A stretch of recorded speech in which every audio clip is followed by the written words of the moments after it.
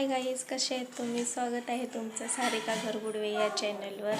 थंडी खूप पडलेली आहे, पाऊस चालू आहे आणि आम्ही सगळे आता दुपारचे म्हणजे नाही का लाडू खात आहोत आणि मम्मी आमची पापड्या पण भाजत आहेत आणि पप्पा आमचे बसलेत, त्यांना पण खूप थंडी वाजत आहे.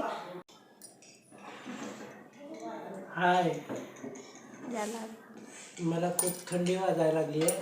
मला टोपी घातलंय, टोपी घातली आहे. आता भूक लागली म्हणून लाडू खायला दिले ते राजगिरे ते मी ती खायला लागलोय आणि पापड्या भाजायला सांगितल्या. पापड्या भाजून आणल्या की मग पापड्या देतो तुम्हाला. बघा, आमची मम्मी आणि बहीण डब्यातले पापड शोधत आहेत. त्यांना डबेच सापडत नाही आणि सापडला एकदाशी कोणत्या तरी पापडीचा डबा सापडलाय. कशाच्या पापड्या आहेत ग त्या? कोंड्याच्या म्हणजे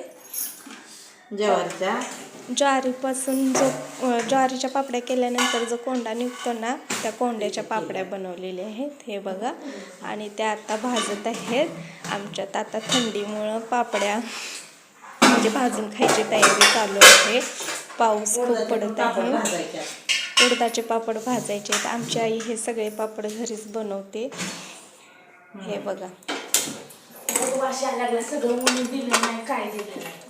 हे बघा, हे असे घरीच बनवलेले पापड असतात आणि आम्ही असे गॅसवर भाजून खातो.